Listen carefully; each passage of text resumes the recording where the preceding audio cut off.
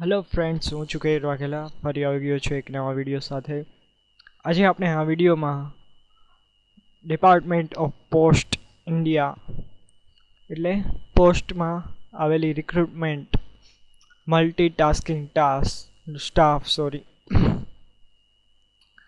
Multitasking સ્ટાફની જે recruitment આવી છે પોસ્ટની અંદર 24/3 રોજ 24/3/2017 રોજ એના સિલેબસની આજે આપણે વાત કરવાના છીએ।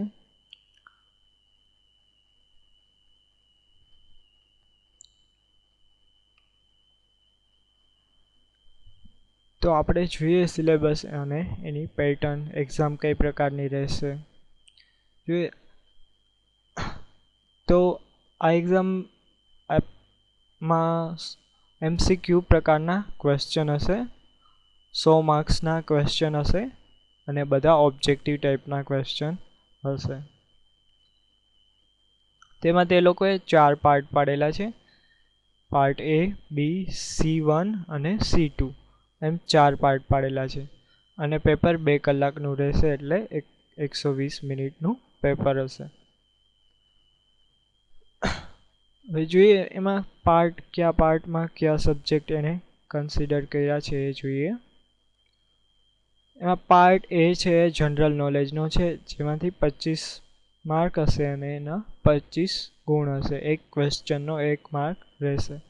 જનરલ નોલેજની અંદર એ શું પૂછવાના છે તો કે Indian geography, freedom struggle, culture and sport, general politics, constitution of India, Indian economic, general science, current affair and reasoning and analytical ability of standard 10th means આવા બધા ટોપિક જનરલ નોલેજની અંદર હશે।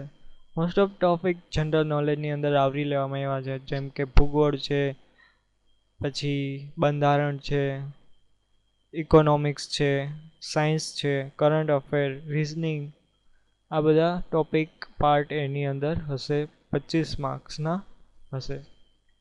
જ્યારે પાર્ટ બી મેથેમેટિક્સનો છે, means ગણિતનો, એમાં પણ 25 mark અને 25 question, દરેક ક્વેશ્ચનનો 1 માર્ક।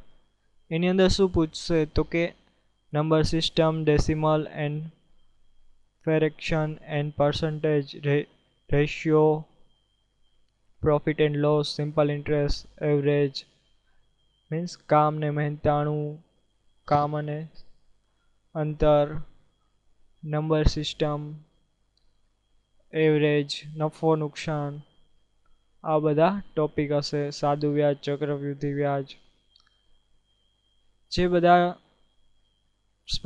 બધી સ્પર્ધાત્મક પરીક્ષામાં પૂછાતા હોય એ જ બધા ટોપિક છે, પણ એ લોકોએ પાર્ટ પાડી દીધા છે। ત્રીજો પાર્ટ છે C1, જે ઇંગ્લિશ લેંગ્વેજનો છે, એમાં પણ 25 માર્ક્સનું પેપર, 25 માર્કનો સેક્શન રહેશે અને 25 ક્વેશ્ચન હશે, દરેકનો 1 માર્ક્સ।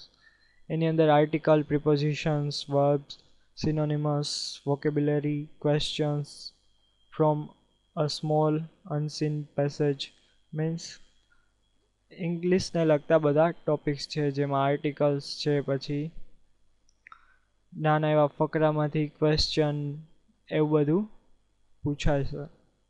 જ્યારે C2 પાર્ટ એ પણ લેંગ્વેજનો જ છે, પણ રિજનલ લેંગ્વેજ મીન્સ ગુજરાતીનો રહેશે।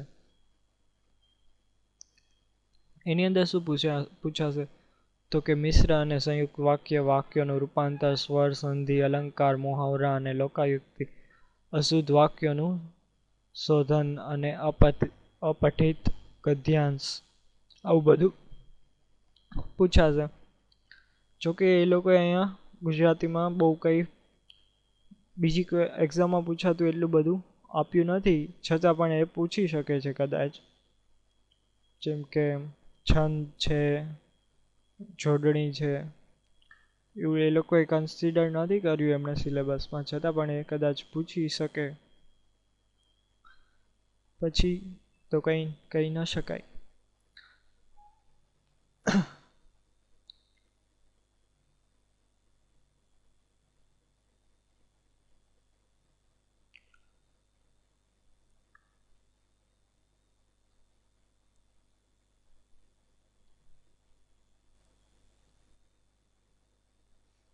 અને એક બહુ મોટો ફાયદો છે કે આની અંદર નેગેટિવ માર્કિંગ નથી.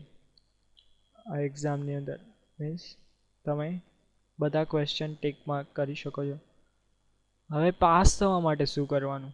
એ લોકોએ સેક્શન એના માટે જ પાડ્યા છે કારણ કે તમારે દરેક સેક્શનમાં દરેક પાર્ટમાં ક્વોલિફાઈંગ માર્ક્સ કવર કરવાના હોય છે.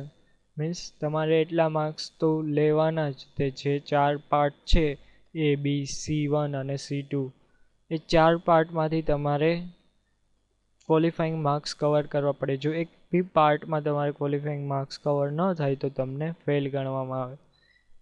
તો જોઈએ ક્વોલિફાઈંગ માર્ક્સની ગણતરી કે લોકો કઈ રીતના કરે છે. અનરિઝર્વ કેન્ડિડેટ OC કેટેગરી માટે મીન્સ જનરલ કેટેગરીના લોકો માટે 10 માર્ક્સ,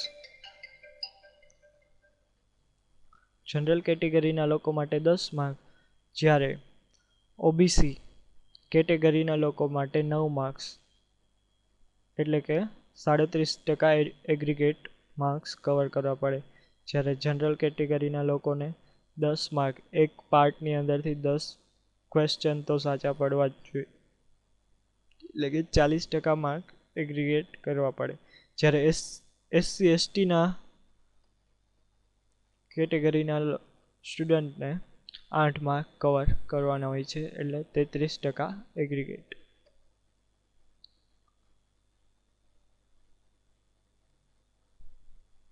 કેન્ડિડેટે દરેક પાર્ટમાં ક્વોલિફાઈડ થવું જરૂરી છે.